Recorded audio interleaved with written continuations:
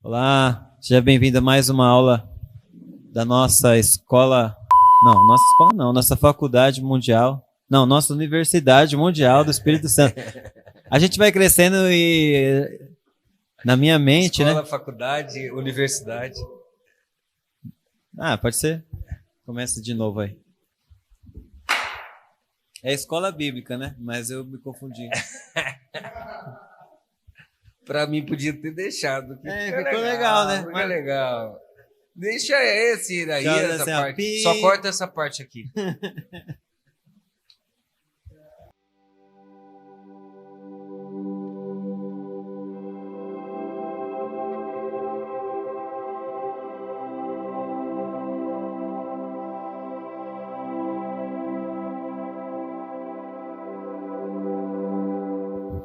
Olá, seja bem-vindo a mais uma aula da nossa escola bíblica da Universidade Mundial do Espírito Santo. Hoje nós vamos falar sobre o livro de Eclesiastes. Se você chegou agora no nosso canal, já se inscreve, curte esse vídeo, comenta aí o que você achar e também depois assiste os vídeos que nós já gravamos. Nós estamos gravando a Bíblia toda e vamos gravar mais ainda. Então por isso é legal você se inscrever para que chegue aí a notificação. Estou aqui com o pastor Robson. Se você não conhece, ele está em todos os outros vídeos também, você vai ver ele. E ele vai ser o professor dessa noite, como todas as vezes. E eu estou aqui com o pastor Roger. Uma honra estarmos juntos mais uma vez. Hoje nós vamos falar de Eclesiastes. Eclesiastes é Kohelet em hebraico. Significa reunião, assembleia ou aquele que reúne. Nós vamos lembrar um pouquinho de Salomão. Salomão foi o homem mais sábio que já existiu, filho de Davi. Teve um encontro com Deus extraordinário. Ou ele jejuaria 40 dias ou ofereceria 1000 holocaustos. E ele decidiu oferecer 1000 holocaustos, do mesmo jeito que Jesus começou. Embora alguns rabinos dizem que ele jejuou também 40 dias. E essa busca, ele chegou a um nível muito alto no mundo espiritual, que Deus disse, agora você pode pedir o que você quer. Salomão, Davi, vários homens passaram coisas, jejuaram, buscaram, e chegou a um nível espiritual, onde Deus deu coisas para ele. Moisés, Jesus, na parte humana, né? O ministério, o humano Jesus, e chegou a esse nível alto. Nós não sabemos quanto tempo Paulo também jejuou, buscou, porque diz que Paulo, depois que se converteu, foi para a Arábia. E a Arábia que ele está falando, segundo os rabinos, é o Monte Sinai.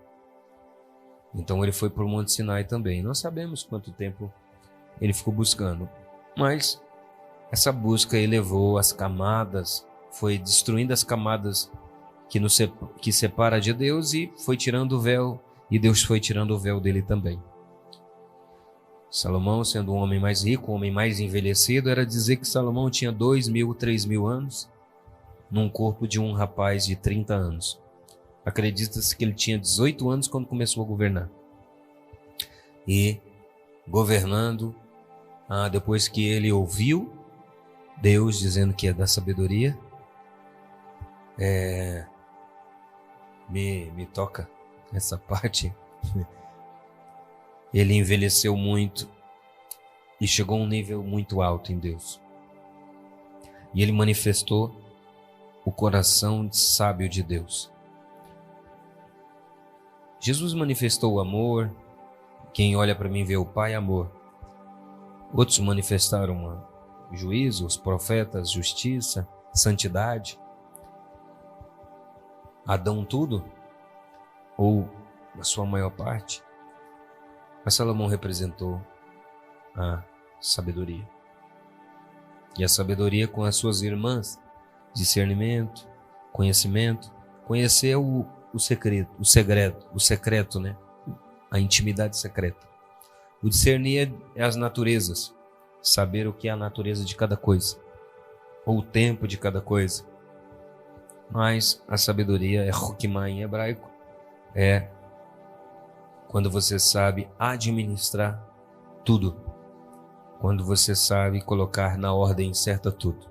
Até Deus, no dia que ele chamou a sabedoria de sabedoria, é uma história. Tem na Bíblia, em Jó capítulo 28 e Provérbios capítulo de número 8, diz que quando Deus criou tudo, criou o universo, organizou tudo, ele olhou para trás, viu tudo que estava sendo feito e ele disse: o nome dessa virtude que eu usei, dessa natureza, vai se chamar Hokmah, sabedoria. Já em Provérbios capítulo 8 diz que por sua sabedoria ele criou todas as coisas, estava na eternidade com Deus, mas criou todas as coisas, falando de anjos, de tudo, dos céus. A gente não percebe muito essa parte, mas você olha aqui, termina dizendo: e os homens me busquem, mas fala que a sabedoria estava com Deus na eternidade. Aponta para o Messias, Mashiach, Jesus, Senhor, e aponta também para o seu Espírito que estava com ele, e também aponta para a Torá. Ambos um. Mas depois que ele escreveu Provérbios, diz que depois de tanta sabedoria, ele podia ouvir o que os pássaros estavam falando no idioma dos pássaros, no idioma dos animais. Conversava, se tornou muito sábio. A sabedoria dele fez com que ele crescesse, conhecesse. O mundo foi lá para conhecer Salomão. Ele juntou vários provérbios do mundo inteiro. Ele tinha mestre também, tinha homens sábios no tempo dele. E ele superou todos esses homens. E a rainha de Sabá, sabendo de tudo isso, foi lá atrás dele para ouvir suas histórias, para ouvir sobre a sabedoria. E ele compôs provérbios. Dizem que Cantares de Salomão é um relato da relação que tinha Salomão com a rainha de Sabá, que ela volta, diz, e funda o país chamado Etiópia, que há um tempo atrás, já mudou agora, mas um tempo atrás tinha uma bandeira de um leão com um cetro, representando a bandeira, a tribo de Judá. E a capital a capital onde se fazia as reuniões, o responsável por toda a África, há muito tempo atrás, hoje é no Egito, mas há muito tempo atrás era na Etiópia, como sede de toda a África. Mas em algum momento da vida, Salomão, ele sentava, do mesmo jeito que nós estamos sentados aqui, chamava a galera, chamava as pessoas. Ele começava a falar. As pessoas tinham pergunta, ele respondia. E no meio de todos esses diálogos, ele decidiu um dia abrir o coração e nasceu aí o livro de Eclesiastes. Eu chamaria o diário de Salomão, ou o diário secreto de Salomão. Sabe tudo aquilo que eu não falei, tudo aquilo que eu tenho vontade. Está engasgado aqui, hoje eu quero soltar agora. Ô pastor, uma vez eu ouvi, né, uma pessoa falando que Salomão está mais velho aqui, né? Tá certo isso? Aí é igual a pessoa mais velha, né? Ela perde um pouco o filtro, né? Também. Então ele falou assim, quer saber, eu vou falar tudo agora aqui, Exato. Que vocês vão ouvir umas verdades, né? E aí ele começou a ensinar, né? Sobre várias verdades, assim, de uma maneira até, às vezes a gente até parece que ele tá com raiva, né? Parece que ele tá um pouco com raiva, meio sem... Teve um escritor que escreveu o livro ácido de Eclesiastes. Porque ele tá assim, né? Tipo assim. Mas também, se for olhar, também lembra assim um pouco igual Moisés, né? Parece que o cara sabe que tá já pro final da vida e fala, vou falar umas verdades aqui. Se você não entendeu tudo que eu já ensinei na vida, eu vou falar umas outras verdades aqui, já indo pro final da vida, assim, né? Se for uma comparação não idêntica, né? Mas parecido, né? É isso aí. Considere que você já é velho, tem muita sabedoria, quer abrir o seu coração, vê muitos erros, se preocupa com a geração futura, tá vendo, do mesmo jeito que você é sábio, você vê muita coisa sábia, mas vê muita tolice também, e você quer pôr para fora esse vinho. Tá borbulhando, igual Eliú, lá o amigo de Jó. Tô borbulhando com um vinho, querendo pôr para fora. E Salomão entende que o tempo dele é curto. E aqui nesse Eclesiastes, há uma busca. tenta pegar essa chave quando você estiver lendo Eclesiastes. A busca do coração do rei Salomão. Salomão, o homem da paz, o homem da prosperidade. As palavras da reunião, ou da assembleia, ou da igreja, do filho de Davi, rei em Jerusalém. Vamos começar com as coisas que ele fala no começo. Ele tem um pensamento, ele sabe que tem o foco escriturístico, alguém está escrevendo, sabe onde vai chegar. Ele sabe onde ele vai chegar. Ele sabe onde ele vai chegar. Mas antes, ele vai dar uma volta para chegar lá. E ele tem um pensamento. E ele quer começar dizendo da vida. O que é importante na vida? Aí ele diz, é inútil, vazio, não enche, não preenche, não é bom, não preenche, não satisfaz. O quê? O que ganha um homem de todo o seu trabalho executado debaixo do sol? Falando dele também. Depois de tudo que eu fiz, vale a pena? Aí ele entra. Geração vem, geração vai, a terra permanece para sempre, o sol está aí, então ele se apressa, volta de novo. Aí ele vê o dia a dia e pensando que tudo é igual. E ele fala, tudo é igual. Tem homem bom, ruim, mas já passou, outros vão levantar. Aí ele vai. O vento sopra do sul, do norte, mesmo lugar, regressa ao ciclo. Os rios fluem no mar, o mar se enche, de novo. Tudo é tedioso, no verso 8. Tudo cansa. Nada mais do que pode se expressar. O olho não cansa de ver, o ouvido de ouvir, é a gente que tem que pôr limite no olho e no ouvido. O que já existiu vai haver, e o que já fez será feito. Não há nada novo debaixo do sol. Existe algo do que se diga, veja, isso é novo, engraçado, que depois a gente vai ver no capítulo 3 que ele fala que tem tudo um tempo debaixo do céu. Aqui ele fala de novo debaixo do sol. Parece que ele não se arrisca a falar dos lugares altos, porque a sabedoria é descobrir as leis e administrar todas elas debaixo da terra. É o conhecimento que a palavra revelação é o que descortina o céu. E a gente não pode perder o conhecimento. Senão você vai saber muito das regras de sabedoria, mas perdeu os níveis de cima. E ele diz, isso já existia nas eras de outro tempo, ninguém se lembra dos antigos, e os que viram também não serão lembrados, porque por quem o suceder.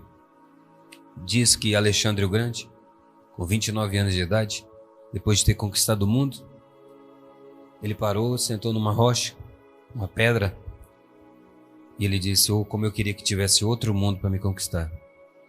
Vazio. Eu, Colirete, ou pregador, ou aquele que reúne a assembleia, aqui ele começa a falar quem é ele. Primeiro ele disse que nada satisfaz, nada enche. Isso vai ter uma resposta. Mas eu fui rei Israel. Se você quer saber quem eu sou, você que está chegando agora, eu fui rei Israel.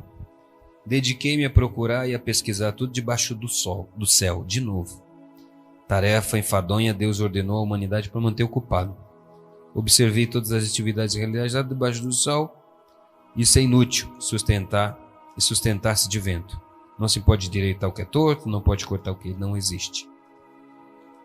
Eu disse a mim mesmo, vou adquirir muita sabedoria, mais do que todos os reis de Jerusalém que foram antes de mim. Sim, obtive muita sabedoria. Antes dos dois reis, né? Obtive muita sabedoria e conhecimento. No entanto, quando eu me dediquei a compreender a sabedoria e o conhecimento, bem como a estupidez e a insensatez, percebi isso tudo que era apenas sustentar de vento. Olha que coisa interessante. Tem um segredo aqui. Eu quis saber o que é sabedoria. Por isso os rabinos interpretam que ele não foi para o inferno. Porque tudo que ele fez, mesmo indo conhecer o pecado, os ídolos, ele fez sabendo que estava fazendo só para conhecer. Claro que a gente sabe que isso tem uma consequência. Conhecer o mal, como a árvore do conhecimento do bem e do mal, tem uma consequência.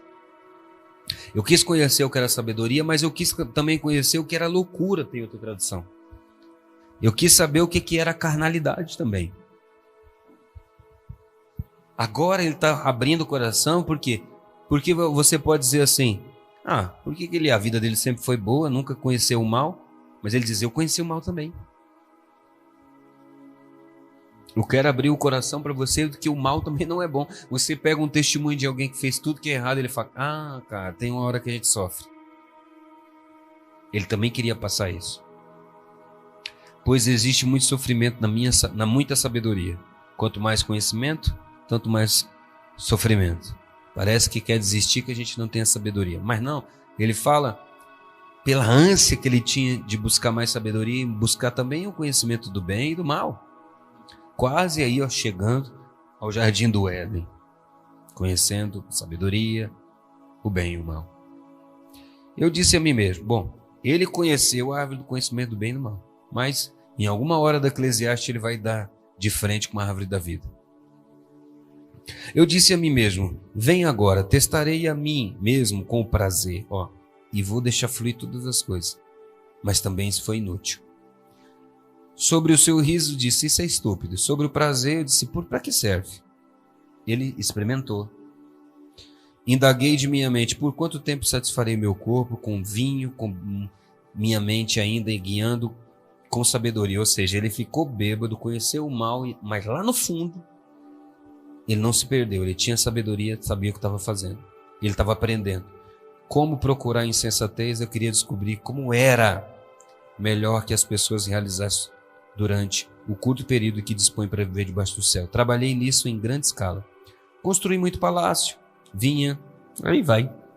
O que ele fez? Comprei escravo, cuidei de rebanho, tive mais do que os antepassados, juntei ouro, riqueza, contratei cantores, provi-me, superei todos os meus procedores em Jerusalém com minha sabedoria, também permaneceu comigo. Ou seja, ele ainda é sábio. Não perdeu o dom da sabedoria, mesmo depois de ter feito bastante coisa boa e ruim. Não neguei os meus olhos nenhum desejo, mantive no prazer tudo o que ele queria fazer. Ele se alimentou. Olhei para a realização da minha mão, para o meu trabalho, executei e vi que era totalmente desprovido de sentido. A palavra é não encher. Ele começou dizendo que nada enchia. Sustentei-me de vento e que não havia obtido debaixo do sol. Assim decidi olhar mais com cuidado para a sabedoria, a estupidez e a tolice. Olha que engraçado. Existe o tolo, o sábio e o louco. Na sua tradução diz loucura? Verso 15 do 2, capítulo 2.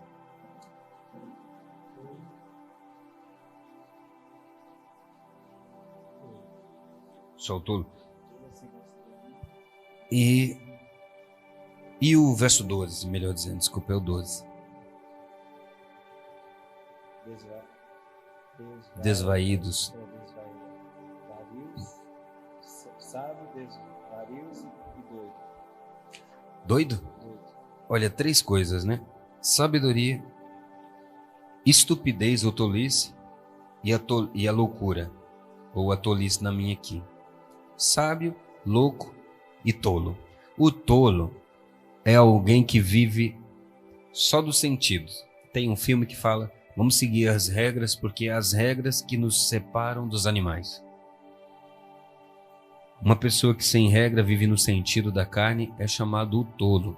É o que vive nos sentidos da carne, do eu. É a palavra, por incrível que pareça, Nabal em hebraico. Por isso ele era daquela qualidade de gente. Agora, você tem o sábio. O sábio é aquele com o coração envelhecido. que Deus envelheceu seu coração, conhece as leis, os princípios, administra tudo, conhece Deus, Ele mesmo, os outros, níveis de sabedoria. Mas o louco é quando alguém mistura o sábio com a carnalidade. A fórmula do louco é quando alguém sabe muito e deixa fluir a carne. Por isso a Bíblia diz de Satanás: você corrompeu sua sabedoria com a sua maldade. Se torna um louco, o sábio do mal. Se torna um coringa. Porque o coringa que a gente vê nos filmes, não esse último que saiu, ele é gênio, mas do crime. É aí que a galera estuda a mente criminosa. Porque a genialidade que tem um criminoso, você fica apavorado. Como um cara pensa naquilo. Essa é a mente do mal. Bom. Passei então a odiar a vida, pois as atividades realizadas debaixo do sol me era detestável, porque tudo é desprovido de sentido. Você vê que parece que ele está se perdendo aqui. Explica um pouco dos caminhos errados que ele vai trilhar. É o diário dele. Assim cheguei a me desesperar por todas as coisas que trabalhei debaixo do sol. Eis um homem cujo trabalho é feito com sabedoria, conhecimento, habilidade, entretanto, ele deve deixá-lo para alguém que será incumbido de lhe dar continuidade. Isso não só é útil, mas também um grande mal. Inútil, mas também é um grande mal. Aí ele diz: o que adianta, né? Não adianta nada esse trabalho debaixo do sol, é vaidade ou inútil, não enche. Portanto, não há nada melhor do que o homem fazer, comer, beber, permitir aproveitar as vantagens resultantes do seu trabalho. Ele dá uma ensinada aqui de desfrutar da vida, porque ele gastou muito tempo, o sentimento de eu fiz muito, trabalhei muito, mas eu poderia ter desfrutado ainda mais. Agora, não desfrutado do mal, que ele falou que não é bacana, mas desfrutado do dom de Deus, da família, da vida. É aquele negócio que aqueles filmes que tem, se você tivesse 30 dias de vida agora, o que você faria? É Salomão. Ele sabe que o tempo é curto, ele quer consertar e mostrar o que tem valor, o que enche. Porque o vazio, vaidade, é o que não enche. Pois o homem bom, segundo o ponto de vista de Deus, ele concede sabedoria, conhecimento e alegria, mas ao pecador ele dá tarefa de colecionar e acumular bens e deixa para quem é de bom, de acordo com a opinião de Deus. Olha que engraçado. O homem que busca Deus, Deus dá sabedoria. E o homem que não busca Ele, só ganha coisas. Talvez até de Deus. Porque aqui diz que até Deus dá para o pecador essas coisas. Aí ele diz que há um tempo para todas as coisas debaixo do céu. De novo, debaixo do céu. Depois, ele fala no 9. O que o trabalhador obtém de seus esforços? Via tarefa concedida por Deus à humanidade para nos manter ocupado. Ele faz tudo apropriado para para o momento certo. Deu também aos seres humanos a consciência da eternidade, mas de tal modo que ele não pode compreender plenamente, do começo ao fim, o que Deus faz. O homem tem uma saudade do céu, uma saudade da Torá, mas ele alimenta mais a carne do que o sentimento da eternidade. É isso que ele está falando. Deus colocou um tempo em tudo, mas no coração do homem, Deus colocou a eternidade. Para ele se comunicar com essa eternidade, para ele entender o que é essa eternidade, para ele buscar porque ele tem fome de Deus, sede, porque ele tem vazios. Já começou a dar uma pista do que pode preencher. Tudo o que Deus faz dura para sempre. Não há nada que se acrescentar ou diminuir. Deus o fez para que as pessoas o temam. Outra coisa que observei debaixo do céu, 3,16, ali estava a impiedade no lugar da justiça e no lugar da retidão estava a impiedade. Pastor Mike usa uma expressão. Uma das funções da sabedoria é manifestar mentira e trazer a verdade e manifestar mentira. Quando Salomão começa a perguntar para a mulher, perguntar, ele estuda os movimentos dela, o sentimento dela. Ele já sabia quem era mãe e quem não era. Que a sabedoria expõe o que é mal. Eu disse a mim mesmo, a respeito das pessoas, Deus as está testando para verem por si mesmo que são como animais. Ou o fim é igual, né? Vai morrer. Afinal, a mesma coisa que acontece com as pessoas, acontece com o animal, como um morre e o outro também. Todos vão para o mesmo lugar. Aqui ele tem esse texto, né? Aqui não pode dizer que o animal vai para o céu, que ele está só perguntando. Quem sabe se o espírito do ser humano sobe e o espírito do animal desce à terra? Claro, o fôlego de vida do homem, o espírito. Tem um texto que era sempre interpretado errado e eu só aprendi estudando com os rabinos, que diz assim: o pó volta à terra e o espírito volta a Deus. Eu pensava que o espírito voltava a Deus, a alma ia para o céu ou ia para o inferno e o espírito voltava a Deus. Não. O que está dizendo ali é assim, ó, tomara, em outras palavras, que esse espírito volta para Deus. É um espírito com alma, completo. Tomara que o homem espiritual volte para Deus, porque o pó vai para a terra. No 4, no entanto, eu me voltei e pensei sobre os tipos de opressões existentes debaixo do sol. Agora, ele direciona o olhar, ele começou com as vaidades, o que ele fez, com a sabedoria, com tudo que Deus deu para ele, com tudo que Deus pode dar, com o tempo, com a eternidade. Agora ele olha para as coisas erradas que estão acontecendo no mundo. Agora me diz que as coisas erradas que estão acontecendo no mundo não faz bugar mesmo. E é aqui que ele dá uma bugada de novo. Vi as lágrimas do oprimido, não havia ninguém para consolar. O poder estava lá do opressor, não havia ninguém para consolá-los. Os tolos cruzam o braço, devoram a própria carne. Melhor é abraçada com tranquilidade do que as duas braçadas repletas de empenho de sustentar-se de vento.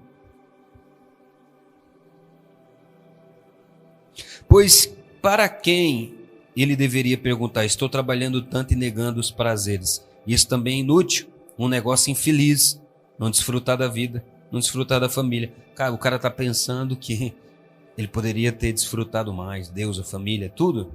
Por isso, é um livro que nos faz pensar sobre a vida. No verso 11, e ainda duas pessoas, aí ele fala do casamento e também fala de uma união, que é melhor os dois estar juntos.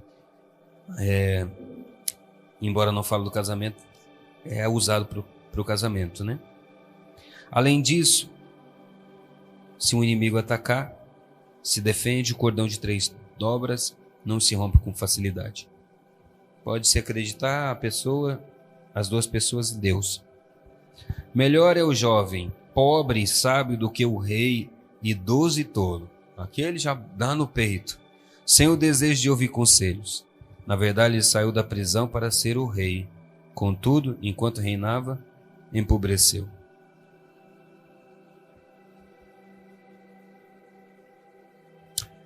Observei que os que viviam ainda debaixo do sol se posicionavam a favor do jovem mencionado em primeiro lugar, que governaria no lugar do rei, e que não havia limite para o número de seus súditos. Mesmo assim, os que viverem depois não o terão em alta conta. Isso também com certeza é inútil, não enche. Guarda seus passos quando for à casa de Deus. Ofereça para ouvir é melhor do que oferecer sacrifício de tolo. O culto, a adoração, pois eles não discernem se praticam bem ou mal. Ou seja, quando você vai à casa de Deus, guarda seu coração para ouvir, do que é melhor do que sacrificar. Já que é um pouquinho de mudança interior mais do que externa. Não fale de modo impossível, não se apresse em dar voz às suas palavras diante de Deus, pois Deus está no céu e você na terra, por isso sejam poucas suas palavras. Aqui ele fala do voto. É melhor você não votar, porque o camarada vai a Deus, se empolga e manda voto. Há uma tradução aqui que diz, né? Por isso, o que acontece quando uma pessoa... Deixa eu ver aqui. Não permita que suas palavras o tornem culpado e não diga ao oficial do templo que você fez o voto por engano. Em outra tradução diz assim: eu não temos certeza 100% que essa tradução está certa, mas outra tradução diz assim: não é bom votar Porque vai que o anjo da destruição, o oficial, o anjo da destruição vem porque você não pagou o voto. E você vai mentir para ele, vai falar o que para ele? Se você vir o pobre oprimido, 7:8, o direito violado, injustiça pervertida em província, não surpreenda. Esse texto me ministrou muito na vida. Pois todo oficial de alto escalão conta com outro de nível mais alto do que observa, e existe outro acima deles. Quando você chegar num lugar tem desordem, numa família tem desordem, numa casa tem desordem, um menino é desorganizado, estuda quem ensinou ele, quem está acima. Ele estuda quem está acima deles todos. E estuda quem está acima deles todos. Como tirar essa cascata, esse rio, tirar essa pessoa dessa influência? Estudando onde começa. Quem ama o dinheiro nunca possuirá dinheiro suficiente. Quem ama o luxo jamais terá renda suficiente. Quando aumenta a quantidade de bens, também cresce o número de parasitas que os consomem. Portanto, a única vantagem do proprietário é que ele consiga observar o que eles fazem. O sono do trabalhador é doce, coma ele pouco ou muito, mas a fartura do rico não o deixa dormir. Está preocupado, alguém vai me roubar? Imagina. O cara está ensinando de verdade.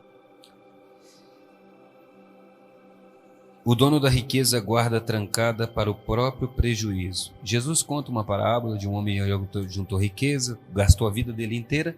Quando ele foi deitar, ouviu: hoje você vai morrer. Então ele poderia ter aproveitado a vida dele. E aí o verso 17 e 18 é um texto muito legal, que eu gosto também. É apropriado a que a pessoa coma, beba, aproveite o bom resultado de todo o seu trabalho e realize debaixo dos céus todos os dias da sua vida que Deus lhe tem dado, pois essa é a porção que Deus lhe concedeu. Deus te deu uma porção. Comer, beber, vestir, desfrutar, prosperar, claro. É uma porção, ou seja, uma porção da eternidade. Uma porção do céu. É uma dádiva de Deus para que as pessoas às quais Ele concedeu riqueza e prosperidade com capacidade de usufruir. É um dom de Deus quando você tem riqueza e pode usufruir. Receba uma porção que lhe foi concedida e encontre prazer no trabalho. Engraçado, né? Faz o que você ama, em outras palavras. Pois essas pessoas não meditam no fato de que a vida é breve, pois Deus os mantém ocupados com o que lhe traz alegria. Vi outro mal debaixo do céu, ele pesa bastante sobre as pessoas. O caso em que Deus dá riqueza, alguém riqueza, prosperidade e honra, não lhe faltando nada do que deseja. No entanto, Deus não lhe concedeu possibilidade de usufruir, e um estranho tira proveito dela. É desprovido de sentido mau e doentio. É uma doença do século, da vida, do mundo, dos povos, não desfrutar de tudo que Deus te deu. Suponha que um homem que se torne pai de 100 filhos e viva muitos anos sem ter prazer na vida, então mesmo que ele viva para sempre, nunca seja sepultado, afirmarei que lhe seria melhor ter nascido morto, pois a chegada ao natimorto é algo vão, e a sua partida ocorre na escuridão. Seu nome é esquecido, coberto de escuridão, é melhor ter sido morrido no ventre da mãe. E apesar de nunca ter visto ou conhecido o sol, ele está mais contente do que o pai de 100 filhos. Por que está mais contente? Porque ele veio do céu, né? Para a tradição judaica. Então ele já veio, desfrutou do céu, nem passou aí pelo pai de 100 filhos que não desfrutava da vida. O propósito de toda labuta é satisfazer a boca, mesmo que o apetite nunca se satisfaça. Tudo o que existe recebeu o nome tempo atrás e já sabe que é apenas um ser humano. Além disso, não pode derrotar o que é mais forte do que ela, que é a morte. E no capítulo 7, o bom nome é melhor que o óleos aromáticos. Essa aqui é por pequenas porçõezinhas. Tanto esse capítulo como o capítulo 8, 9 e 10 são pequenas porçãozinhas. Ali parece que ele dedicou o capítulo inteiro, né? Agora é capítulo, porçãozinhas para ativar sua sabedoria. É melhor o bom nome do que o óleo aromático, o dia da morte é melhor do que o nascimento, é melhor ir à casa da sepultura do que uma festa, pois todos estão destinados à morte, os vivem deve atentar para isso no seu coração. A aflição é melhor do que o riso, pois a tristeza pode tornar uma pessoa melhor. Olha que loucura. O sofrimento não muda as pessoas, abre os olhos, né? Às vezes. O fim é melhor do que o começo, pequenas porções. Não pergunte que os dias antigos foram melhor do que agora, pois é uma questão tola. A sabedoria é boa, como os bens, uma vantagem aos que vêm debaixo do céu. Considera as obras de Deus, quem pode direitar o que ele fez torto? Quando as coisas forem bem, divirta, mas quando forem mal, considere. Eu gosto desse texto também. Quando as coisas for boa, desfruta. Mas quando as coisas for mal, aprende. Aprende que Deus fez uma coisa e outra para que as pessoas não saibam sobre o seu futuro. A minha vida é inútil, vi tudo, o justo perecer em sua retidão e o ímpio que vive uma vida longa e contínua. Então, desses aqui ele fala que ele viu o príncipe andando de a pé e o tolo a cavalo.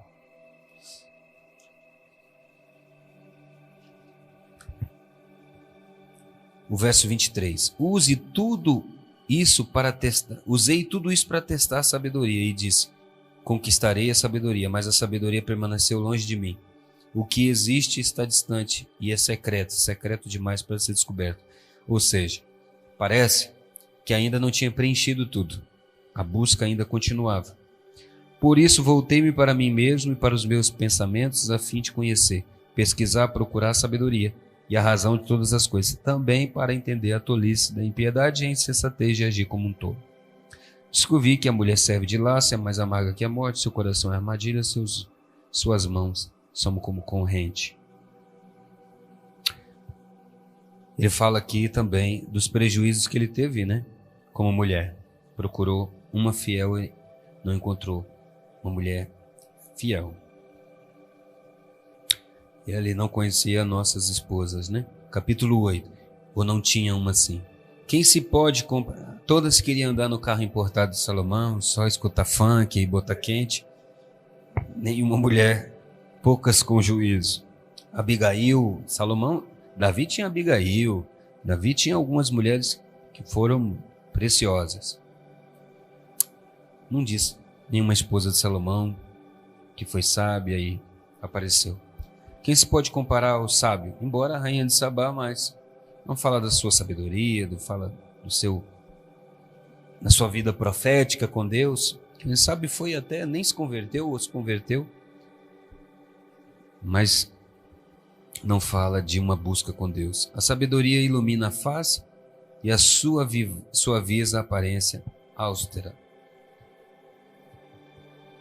O 8, o verso 9. Vi tudo isso quando dediquei minha mente e tudo o que faz debaixo do sol quando uma pessoa tiraniza a outra. Assim vi o sepultamento dos ímpios, ele vem até o lugar sagrado. No entanto, os que agiram com retidão foram esquecidos na cidade.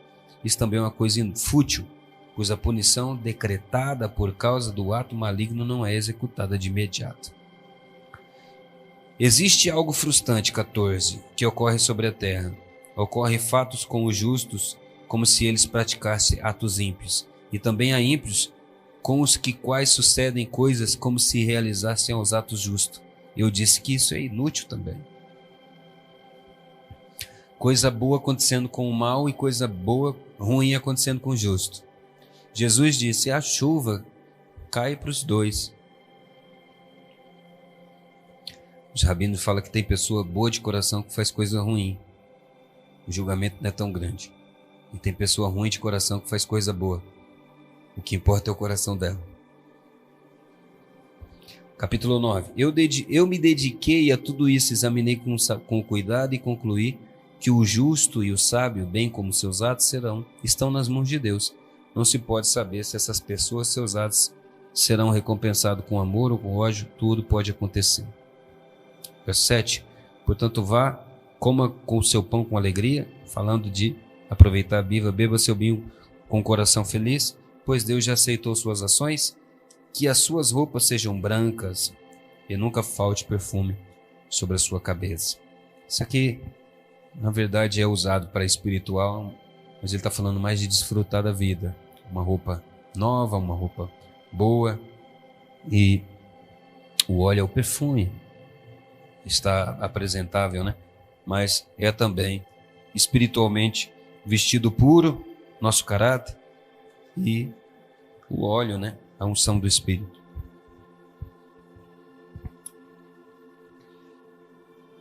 Verso 11. Contudo, outra coisa observei debaixo do sol. As corridas não são vencidas pelo... Esse texto aqui é muito legal. As corridas não são vencidas pelos velozes, nem a batalha ganha pelos fortes. A comida nem sempre chega ao sábio. A riqueza nem sempre alcança o inteligente. O favor nem sempre é recompensado ao experiente. Em lugar disso, o tempo e o acaso que reagem a todos. Em outra tradução diz, tudo depende do Mazel Tov, tudo depende da sorte.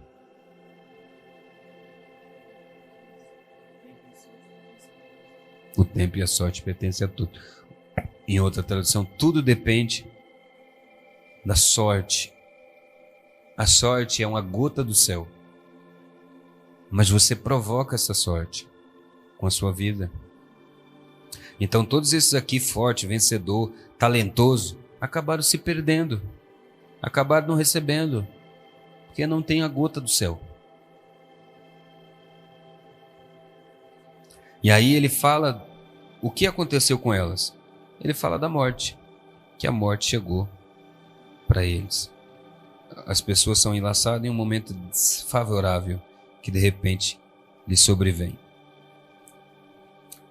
O 9, o 10.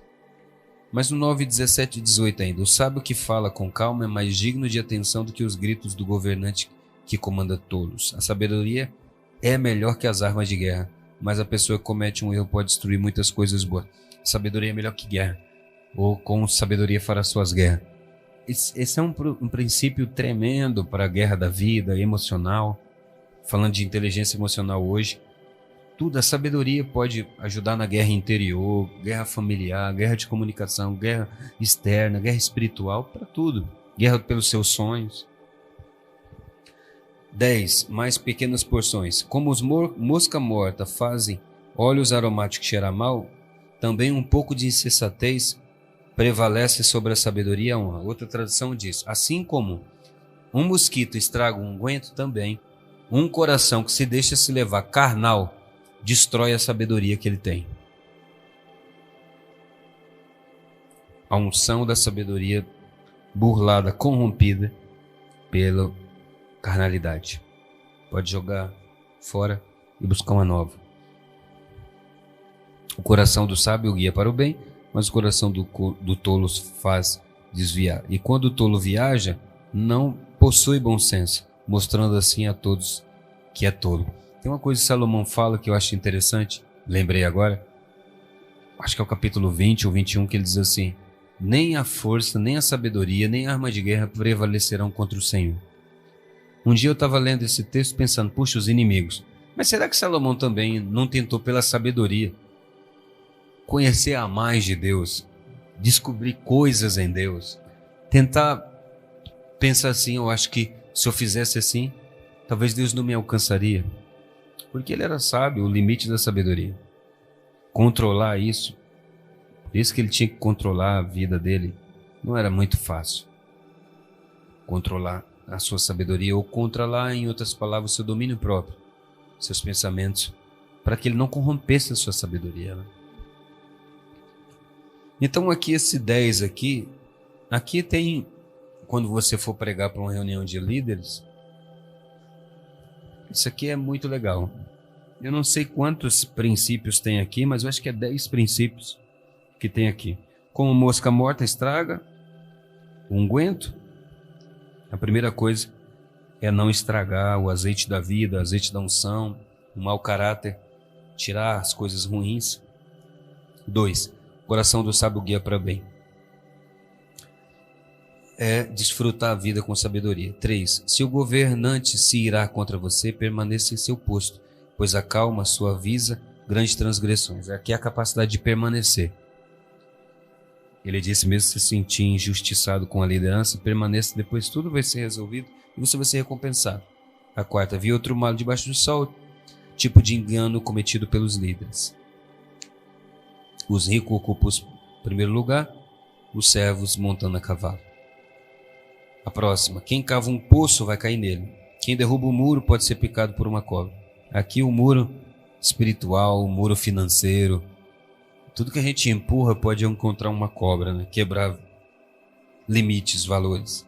Quem extrai pedra pode se ferir com ela, quem corta madeira põe-se em perigo. Se a lâmina da machada estiver sem fio, e quem usar e não afiar, terá de aplicar mais força que o experiente, mas o experiente possui a vantagem de sua habilidade. Ou seja, é melhor você ser sábio do que forte.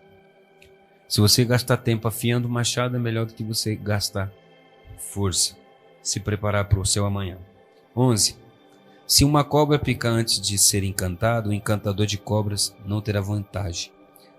Ele está falando da arte da conquista, para você conquistar, mas também tomar cuidado para os encantos da cobra não te morder. As palavras proferidas pelo sábio lhe são favoráveis, mas os lábios de tolo o destroem. O que ele diz começa pela tolice e termina com insanidade do ímpio. Um tolo fala sem parar, contudo ninguém sabe o que o futuro trará. Alguém pode dizer a qualquer pessoa o que acontecerá depois da sua partida? Os esforços do tolo o cansam. Ele nem mesmo sabe o caminho para a cidade. Ele não sabe nem voltar para casa, ele não sabe nem o destino dele, mas ele quer ensinar, quer falar, quer ser. Ai de você, terra, quando o seu rei for criança. Esse aqui, ó, por isso que eu disse que é de liderança. O rei é criança e os líderes amam o prazer. Não vence a carne. Um rei criança, um líder criança, um pai de família criança, um pastor criança, um líder imaturo. Feliz é você, terra, quando seu rei é bem nascido ou curado, tratado, seu príncipe come no tempo certo. Recompensa. Comidas são recompensa, né? O fim de permanecer forte e não se embriagar. Quando o dono é preguiçoso, o telhado enverga. Quando as mãos estão desocupadas, a casa tem goteira. Eu comparo isso aqui com o ministério, com as finanças. Você é preguiçoso, caia o teto. Você não cuida do seu amanhã. Tem goteira. Sua vida espiritual, ministerial, seus sonhos, tem goteira. Você não cuida das goteiras que vai entrando na sua vida. As festas existem para divertir, o vinho dá ânimo à vida e o dinheiro possui resposta para tudo. Outra tradução diz: o dinheiro é para resolver problema. É essa a função do dinheiro. De distância, de som. Não insulte o rei nem nos seus pensamentos, nem ofenda os ricos em seu quarto, pois o pássaro pode levar as notícias e uma criatura com asas pode repetir o que você disse. É só um ditado isso aqui. É só um ditado de que paredes têm ouvido. Mais ou menos assim. Paredes têm ouvido. Os passarinhos vão escutar. Ou seja, nem quando você estiver só, fale deles. Nem quando você estiver longe, fale deles. Agora podemos falar numa revelação, que é também o espírito acusador. O espírito acusador vai ouvir tudo isso aí e vai acusar você. E também existe o discernimento da pessoa, que vai discernir que o coração da pessoa não é reto. 11. Lance seus recursos aos mares, um dia você o colherá de volta. Divida sua mercadoria com 7 e 8, porque você não sabe que desastre pode atingir a terra. Aqui fala do poder da semente, né? E o verso da boa ação também, falando de sedacá, da justiça, né? Fazer boa justiça, coisa boa. Verso 11, 5, capítulo 11, verso 5. Como você não sabe o caminho do vento, ou como os ossos são formados do ventre da mulher grávida, você desconhece as obras de Deus, o Criador de tudo. Durante a manhã lance sua semente, não descanse até atardecer, pois você não sabe que semente germinará, se esta ou aquela ou ambas. Eu acho aqui, sabe, muitos investimentos, muitos planos, muitos projetos, embora todos os projetos tenham que estar vinculados a um só. Essa é o carro-chefe. Os demais são pequenas coisas que você pode ter. Lembra que eu comecei a falar sobre ele conhecer o caminho do bem e do mal. Árvore do conhecimento do bem e do mal. Lembra que eu falei que ele está abrindo o coração e ele tem uma busca Porque tudo é vazio. Ele parou de falar isso quando ele começou a falar do dom de Deus, de desfrutar. E ele vai descobrir. E ele descobre no capítulo 12. Portanto, lembra do Criador enquanto você é jovem, antes que venham os maus dias, e aproxime os anos do que você dirá. Eles não me dão mais prazer. Antes do sol e a luz se escurecer. Bem como a lua e as estrelas, antes da nuvem voltar a chuva, no dia que os guarda da sua casa tremer, e os homens corajosos estiverem curvados. Os homens corajosos, se não me falha a memória, é os braços, os guarda da casa é as pernas. Quando as mulheres pararem de moer os grãos por serem poucas, as forças que vão diminuindo. Quando as mulheres às janelas não puderem mais ver longe, os olhos, as pálpebras. Quando as portas da rua forem fechadas, não escuta bem. Quando o barulho do moinho enfraquecer, já não escuto mais de longe. Quando se assustar com o cortejo do pássaro, ainda que seja difícil ouvi-lo cantar. Porque é uma surpresa, não escuta mais. Quando você estiver medo de subir a colina, vem o medo, né? De morrer, da morte e a velhice. Os terrores espreitam pelo caminho, ainda que a amendoeiras esteja em flor, cabelo branco. Quando for difícil moer um gafanhoto, meu Deus, perdeu a força mesmo, né?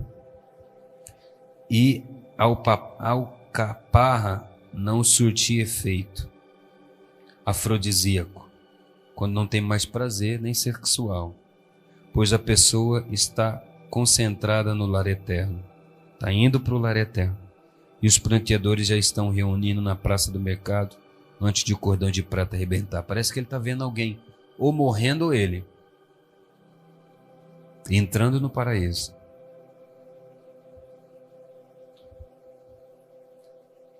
Antes de o cordão de prata arrebentar e a taça de ouro se quebrar.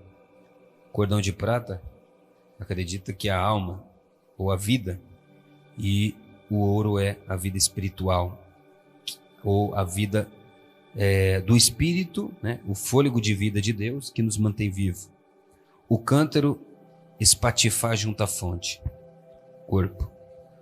A redoma quebrar na cisterna. O pó volta à terra como era, e o espírito volta a Deus que o deu. Está falando, nem todos voltam. O espírito volta a Deus de alguém que serviu a Deus, né? Da alma, que é espírito e alma é tudo.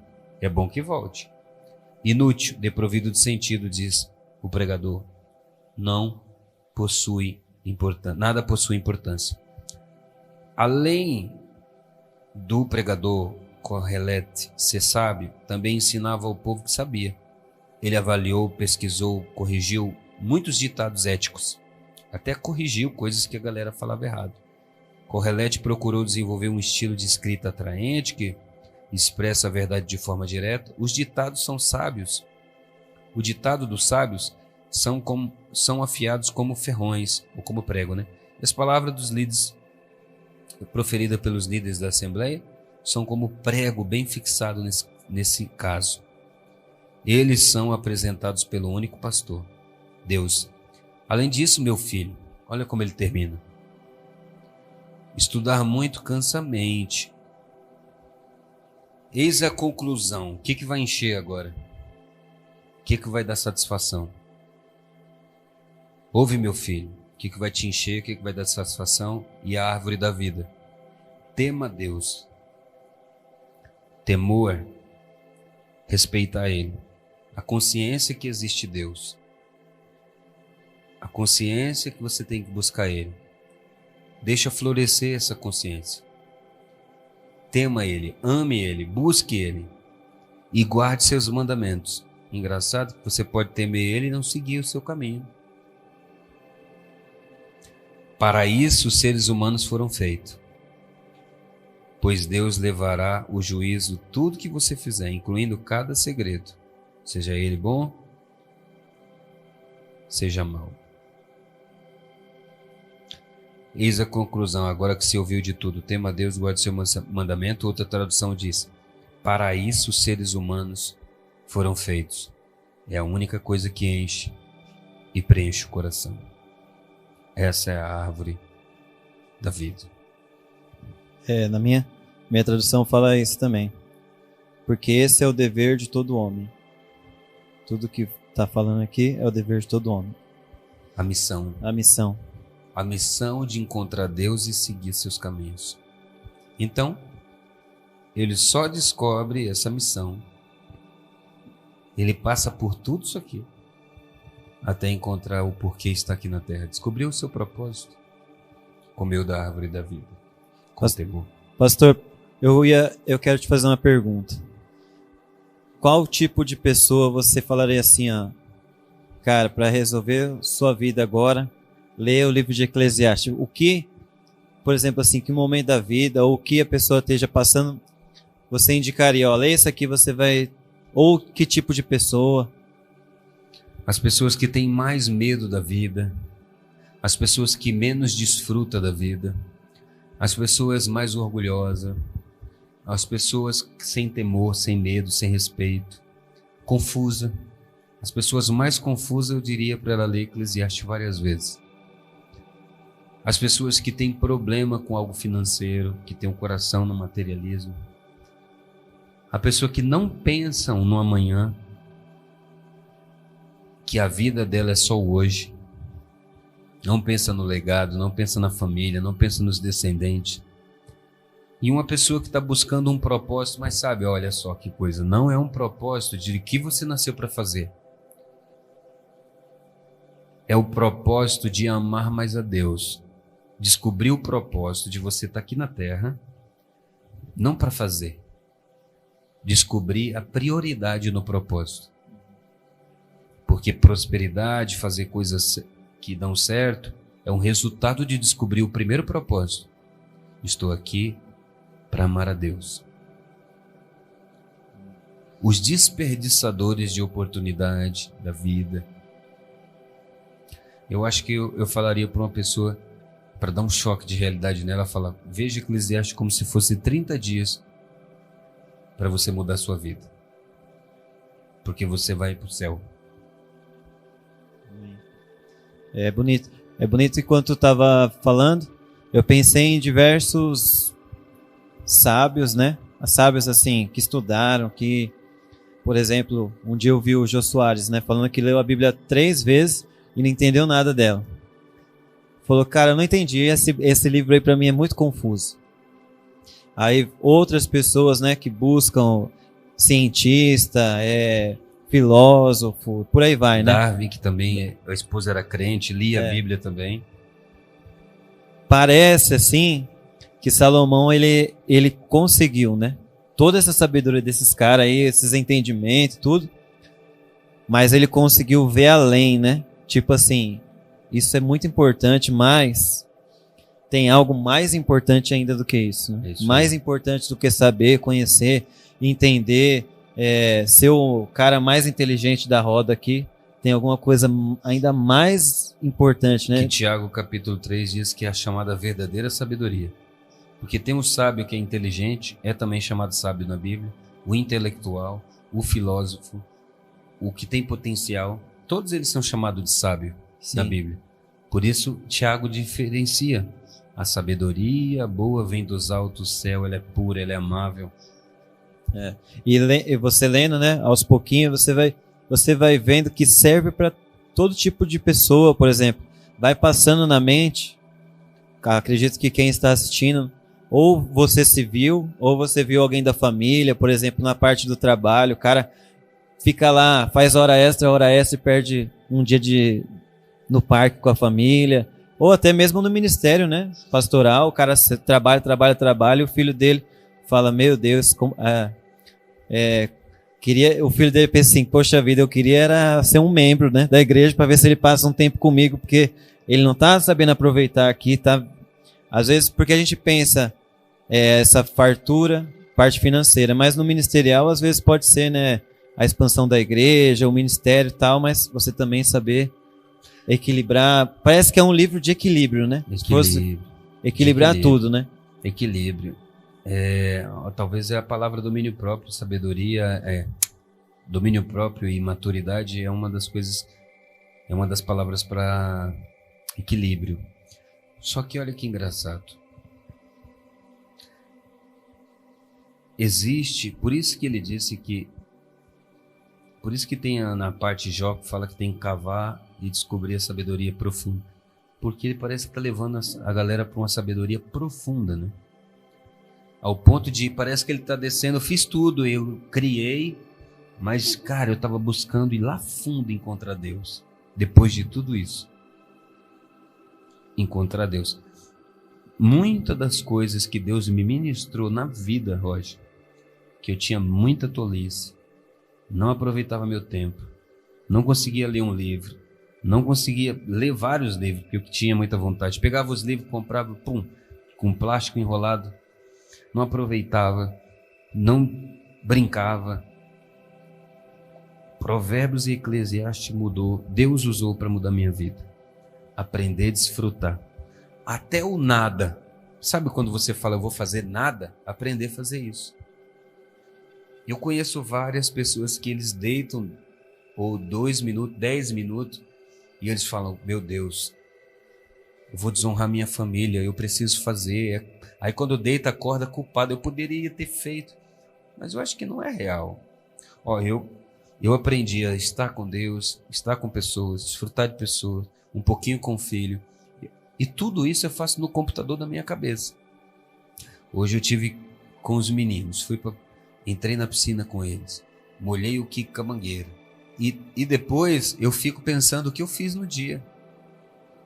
Por exemplo, se eu estou com o meu filho, eu falo, ó, é 30 minutos que eu tenho que passar por dia, ou 1 hora. Eu fico na minha mente, estou passando meu tempo com ele, ou rindo, ou brincando. Mas é tudo assim, não forçado, agora eu vou. Não, é porque eu aprendi a gerar o equilíbrio. Parece que a gente tem uma missão de dar diariamente um pouquinho do nosso tempo e um pouquinho das nossas riquezas para todos e receber um pouquinho das riquezas de todos e de Deus. Parece que a gente tem um saco cheio de coisas que a gente tem que distribuir diariamente e receber também um pouquinho de cada pessoa diariamente. Verdade. Então é isso. Você que precisa aprender a desfrutar melhor seus dias, você que precisa entender melhor muitas coisas da vida, né? O livro de Eclesiastes é muito bom, né? Vale a pena. E é tão curtinho, mas eu fiquei pensando, se o cara quiser fazer um devocional, às vezes aqui, ó, por versículo ele medita o dia inteiro, né? Tem alguns aqui que, beleza, junta 2 versículos, 3, mas eu acho que não passa de 3. Para pegar uma chave aqui de sabedoria para o cara meditar o dia inteiro e aprender e mudar uma coisa. Você vê até que naquela parte quando ele fala, eu vi a injustiça, você tem que entender um pouco uma coisa. Que a injustiça que ele viu também fez mal para ele. Você toma cuidado de olhar com os seus olhos críticos e perder seu dia também. Como administrar tudo isso também? Porque ele disse que era vaidade, cansava, fadigava também. Como a gente administra isso, né? Temendo, comendo da árvore da vida. Bom, e faz parte da nossa missão aqui na Terra, né?